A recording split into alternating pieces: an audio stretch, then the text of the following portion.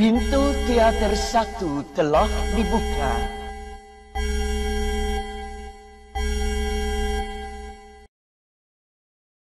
Hai everyone, welcome to UBR Times. Apa kabar kalian hari ini? Kami doakan semoga dalam keadaan baik. Kali ini kita akan merangkum seluruh jalan cerita lengkap film Love You My Arrogance versi UBR Times.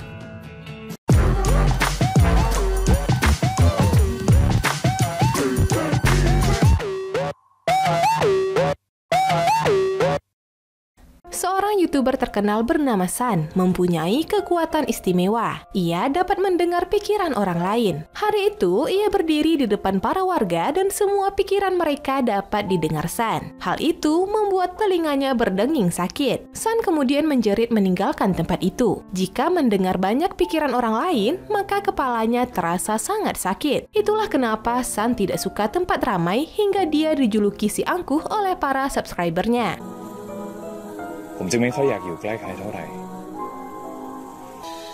แต่มันควรเรียกว่าพิเศษไหมครับ Sehari sebelumnya, San sedang beristirahat di tepian bendungan bersama kameramen sekaligus sahabatnya yang bernama Pete. Mereka akan mengunjungi desa tak jauh dari bendungan tersebut. Pete tahu tentang kekuatan San. Oleh karena itu, ia membuat laman YouTube dan Facebook agar San bisa bekerja tanpa bertemu banyak orang. Tapi setelah subscribernya banyak, San jadi malas upload video. Itulah yang membuat Pete geram padanya. Saking lelahnya bicara pada San, Pete kemudian mengomel dalam hati karena San pasti dapat membaca pikirannya. ยอดวิวยอดซับกับกูง่ายค่าอะไรมากกว่ากันยอดวิว Di tengah perjalanan menuju desa, mobil mereka diberhentikan oleh seorang pria gembel dan comel bernama Tuptap. Ia minta tumpangan sampai ke desa.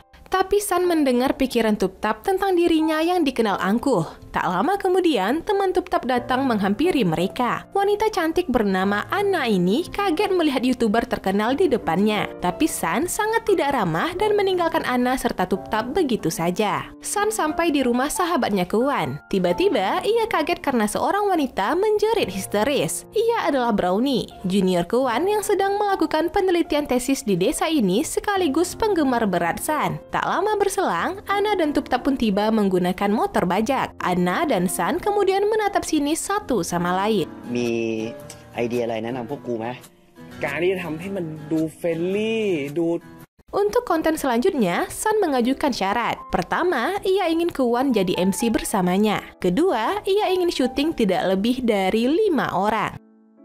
Malam harinya, San dan kedua temannya bertemu dengan Tuptap dan Anna. Tuptap adalah warga desa tersebut sama seperti Kwan. Ia bekerja sebagai manajer Anna yang merupakan seorang penulis. Mereka tertawa saat San mendengar ucapan Pete padahal ia sedang pakai handset. Anna kemudian menasihati San agar tidak terlalu angkuh pada penggemarnya, karena pekerjaan seperti mereka sangat membutuhkan bantuan dari penggemar. Tapi San malah sarkas kalau itu bukan urusan Anna. ถ้ามัวแต่ทำตัวหญิงแบบเนี้ยก็ไม่แปลกหรอกที่จะปังฟินหน้า อย่ามาเจอ Esok harinya, mereka mulai syuting kegiatan warga. San jengkel karena yang hadir lebih dari 5 orang. Pete makin menyebalkan saat ia mengajukan San sebagai partisipan. Berdiri di depan para warga membuat San dapat mendengar semua pikiran mereka. Hal itu membuat kepala San sakit dan pergi meninggalkan tempat itu. Inilah scene yang pertama kita lihat di awal film. Rupanya Anna mengikuti San karena cemas, tapi San malah cuek padanya. Ada satu hal yang menjanggal dari Anna. San tidak bisa membaca pikirannya sampai-sampai San menyebut kepala Anna kosong, berbeda dari orang lain. Tentunya Anna jadi kesal. Ia lalu meraih kedua tangan San dan nampak bingung. Tapi kemudian ia pergi begitu saja. ทำไมไม่ได้ยินเสียงในหัววะ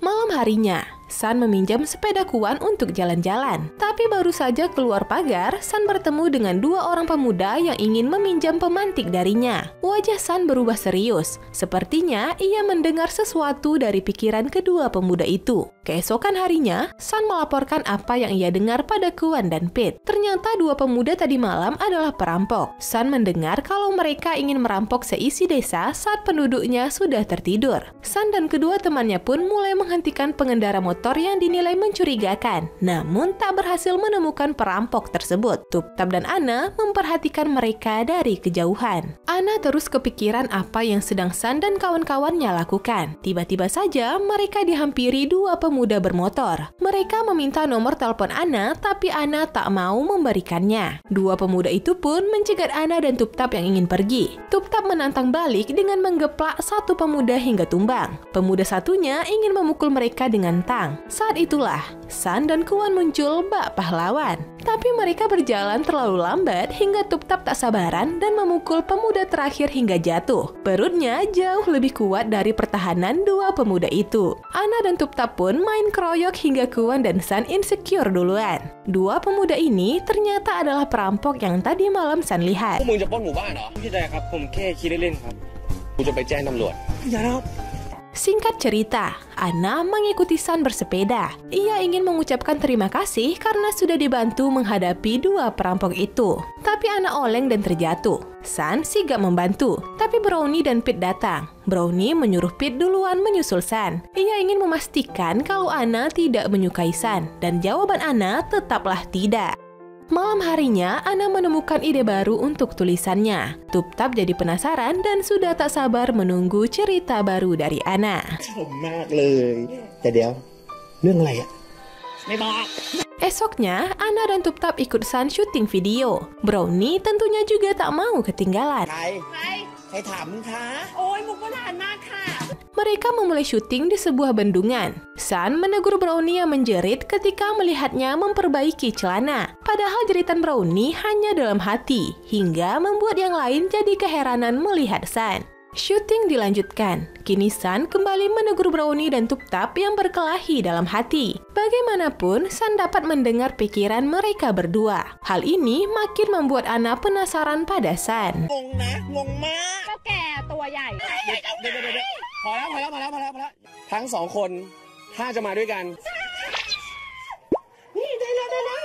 สดมากค่ะ Seusai syuting, Ana terus mengikuti San. Ia ingin bertanya tentang cara kerja YouTuber, tetapi San tidak ingin memberitahunya. Ana pun mengajak San berteman, tetapi San tetap tidak mau. Tingkah mereka berdua membuat Pete tergelak. Ana belum menyerah. Ia mengikuti San kemanapun dia pergi. Lama-lama, San jadi jengah. Ia ingin pergi, tapi tiba-tiba ia berlari ke suatu tempat. Ternyata, San mendengar ada seseorang terjatuh. Seorang tunawicara. Dengan kemampuannya, San dapat mendengar apa yang ibu itu maksudkan. Ana makin kepo dan bertanya apakah San bisa bahasa isyarat. Tapi jawaban San selalu berubah-ubah untuk menutupi kegugupannya. ต้องมีอะไรแน่ๆเลยอะ Hari berikutnya, Ana meminta bantuan Tuptap untuk mencari informasi tentang San. Ia ingin menulis cerita tentang YouTuber terkenal itu. Apalagi, Ana yakin kalau San mempunyai rahasia. Di kediaman Kuan, Pete mengerjai Brownie. Ia menyuruh Brownie mencuci piring agar ia bisa menyelesaikan editan video YouTube San. Tapi kemudian Kuan datang dan bertanya, haruskah ia mengupload video yang sudah selesai diedit? Brownie sadar ia sudah ditipu. Ia tertawa seram pada Pete hingga mereka jadi perang sabun. Kuan yakin kalau Pete dan Brownie nanti akan jadi kekasih. Sebelum tidur, Pete berdoa semoga video yang akan diupload besok mendapat banyak penonton, supaya banyak dapat uang. Jika penontonnya tidak banyak, maka Pete bersumpah akan berjualan roti bakar di depan sekolah. San tentu kaget mendengar cita-cita aneh kawannya ini. Setelah memasang pengingat di laman YouTube-nya, komentar kebencian bermunculan. Ekspresi San berubah murung, tapi baginya, kehadiran Pete sudah lebih dari cukup. กูไม่สนใจหรอกสนแค่มึงอยู่กับกูก็พอ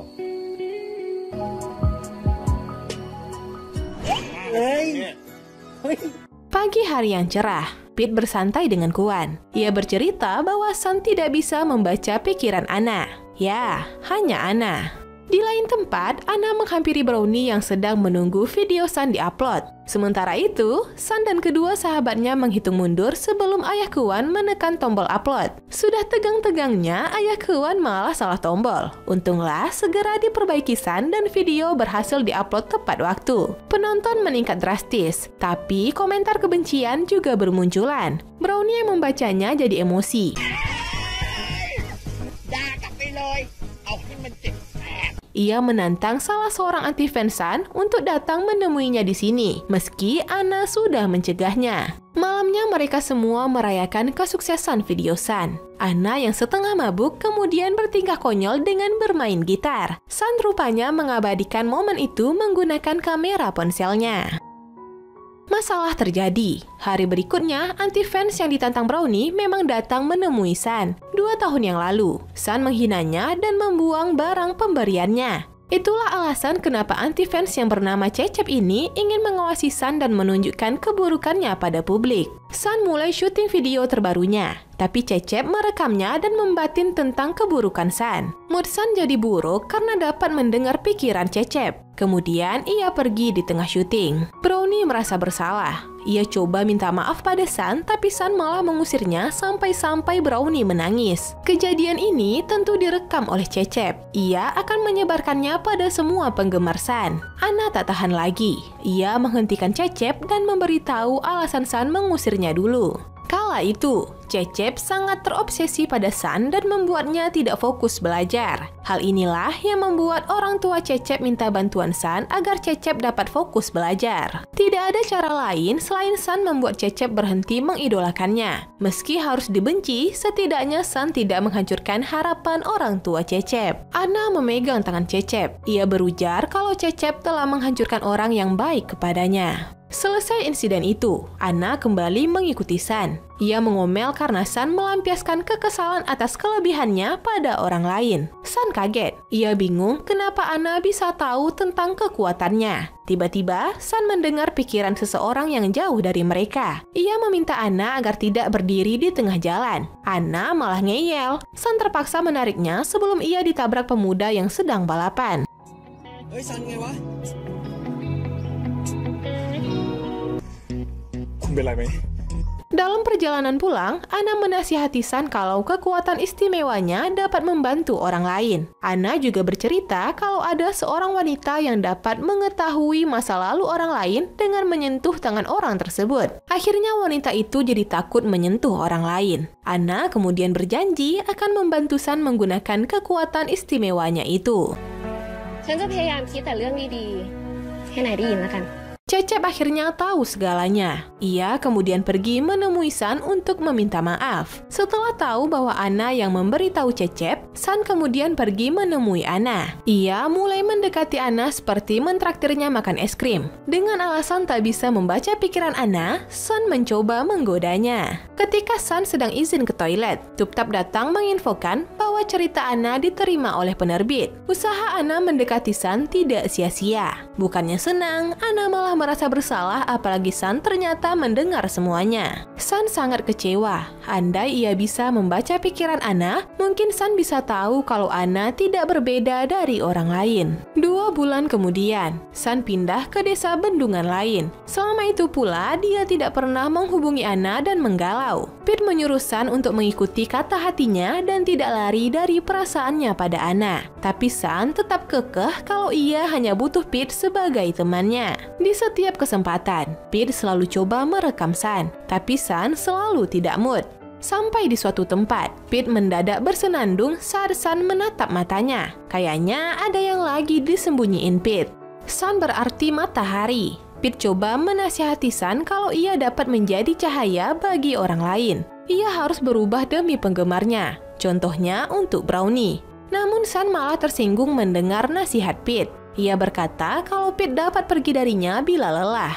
Dan akhirnya, Pete benar-benar pergi dari Sun. กูอยากพอมานานแล้วเหมือนกันแต่กูแค่เป็นห่วงมึงถ้ามึงไม่ต้องการกูอ่ะกูไปก็ได้นะเว้ย Sampai di tenda, Sun melihat Pete sedang curhat kepada Kuan. Ia teringat pesan Kuan kalau Pete tidak akan mau meninggalkannya karena ia sangat mencemaskan Sun. Dengan perasaan bersalah, Sun meminta maaf pada Pete. Akhirnya mereka berdua kembali baikan. Sebelum tidur, Anna dan Brownie datang menemui Sun. Tujuan Anna kemari untuk meminta maaf pada Sun dan menjelaskan kesalahpahaman yang terjadi. Sun tetaplah angkuh. Ia berkata kalau Anna tidak perlu meminta maaf sebab mereka tidak sedekat itu. Anna tetap ngotot ingin tinggal di sini sampai Sun baikan dengannya. Sebenarnya, ia menulis tentang Sun karena ia nyaman bersama Sun. Kehadiran Sun lebih istimewa dari orang lain. Dalam hati, Sun senang mendengar hal itu. Tapi ia tetaplah angkuh dan meninggalkan Anna sendirian di dalam hutan. โอ้ไม่ช่วยจริงๆเหรอเจ็บจริงนะเนี่ย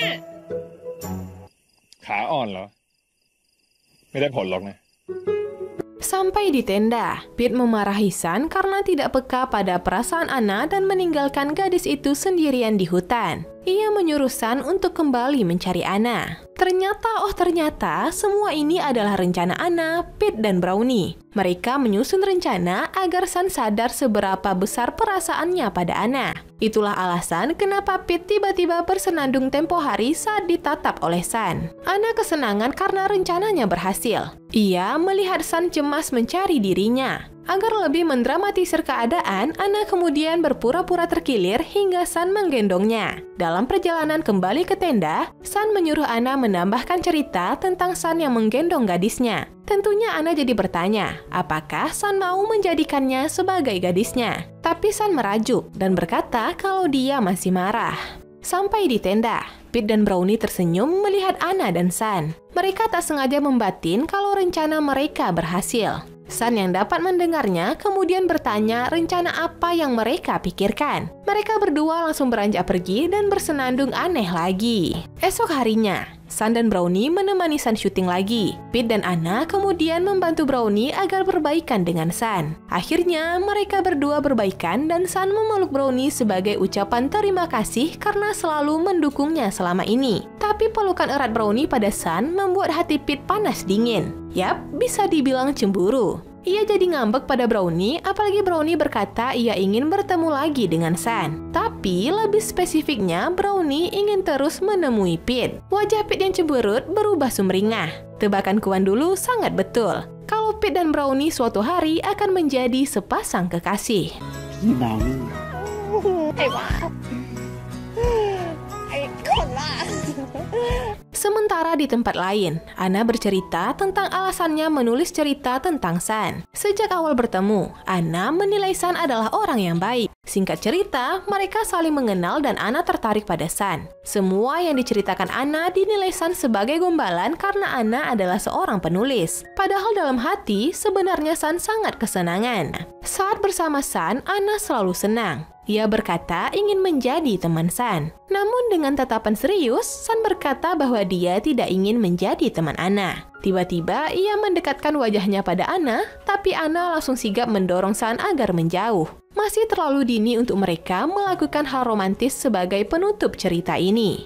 Singkat cerita, Sun dapat menerima kekuatan istimewanya. Walau orang lain menganggapnya angkuh, tak mengapa. Sun ingin menggunakan kekuatannya untuk membantu orang lain. Sun juga tahu kalau gadis yang dapat membaca masa lalu orang lain dengan cara memegang tangan orang itu adalah Anna. Contohnya saat Anna memegang tangan Brownie, Pete, dan Cecep. Anna coba mengelak dengan alasan ia tidak perlu repot-repot mencari informasi tentang Sun kalau ia dapat membaca masa lalu Sun. Tapi bagi Sun itu mungkin saja terjadi, seperti Sun yang tidak bisa mendengar pikiran Anna. Ia bertanya apakah Anna mau jadi pacarnya. Tapi Anna senyum-senyum malu dan berkata bahwa ia tidak mau. Padahal dalam hati, ia pasti sangat mau. Kisah manis mereka pun berakhir sampai di situ. Dan yap, cerita pun tamat.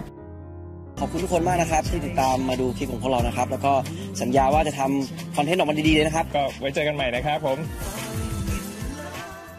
Sukses menghadirkan beberapa series webtoon terkenal, penulis Chamuel Rachid kembali memanjakan pecinta film melalui karya terbarunya berjudul Love You My Arrogance atau Spark Jai Nai Jomying yang tayang perdana pada tanggal 5 Desember 2020.